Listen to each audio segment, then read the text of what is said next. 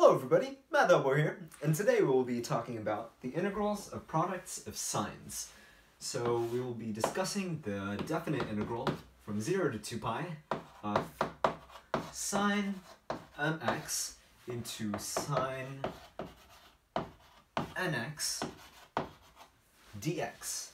And now if we attempt to evaluate this integral, we will see something very familiar, which is this term here. And this term brings to mind the product to sum formulas, specifically the formula of sine A sine B is equal to half into cosine A minus B minus the cosine of A plus B. Yes, so we will be using this formula, and we will be substituting in mx for A and nx for B, and we will arrive at the next step in our evaluation, which is integral from 0 to 2 pi, not sine, but multiplied by half because of the product to sum formula, of cosine m minus n into x dx minus half integral 0 to 2 pi cosine m plus n into x dx. So we have successfully distributed this integral into two different integrals, and each of these will be considerably easier to evaluate. So let's take the case where m and n are integers,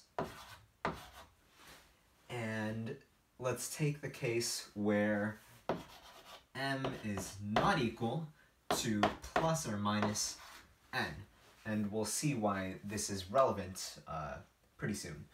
And so if m is not equal to plus or minus n, that means that this term, m minus n, is going to be a positive integer.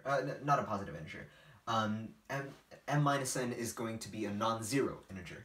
So when we evaluate the integral from 0 to 2 pi of the cosine of a non-zero integer times x dx, that always turns out to be 0.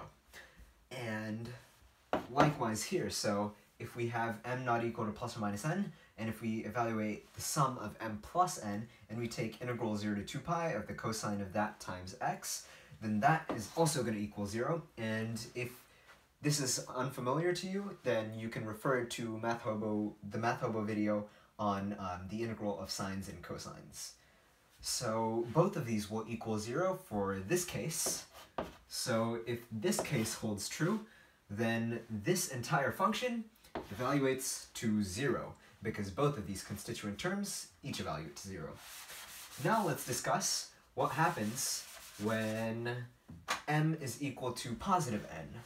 Well, if m is equal to positive n, then m minus n is equal to 0.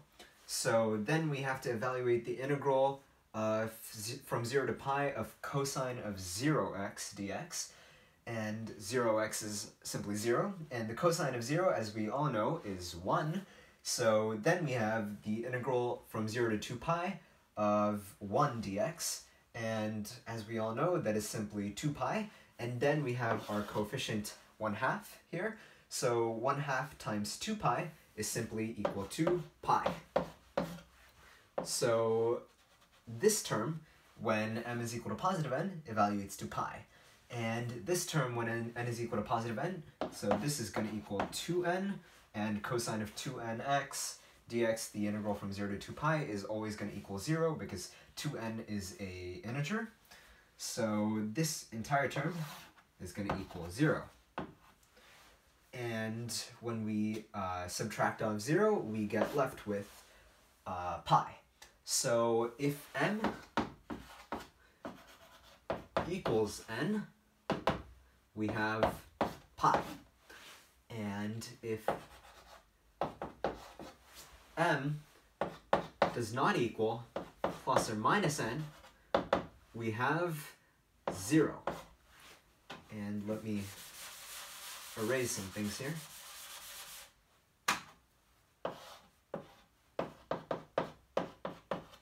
Now let's see what happens when m equals negative n. So we have, for negative n, we have, this is equal to negative 2n here. And since negative 2n is also an integer, the integral of the cosine is going to equal 0. So this term equals 0. And if m is equal to negative n here, then this is going to equal 0, so 0x is equal to 0, and the cosine of 0, as we all know, is 1, and the integral of from 0 to 2 pi of 1 dx is simply 2 pi, and this is negative half, which is the coefficient here, so this entire term evaluates to negative pi. And so that leaves us with our third possibility. If m equals negative n, we have negative pi. So now we've concluded the 3 various cases for this integral over here.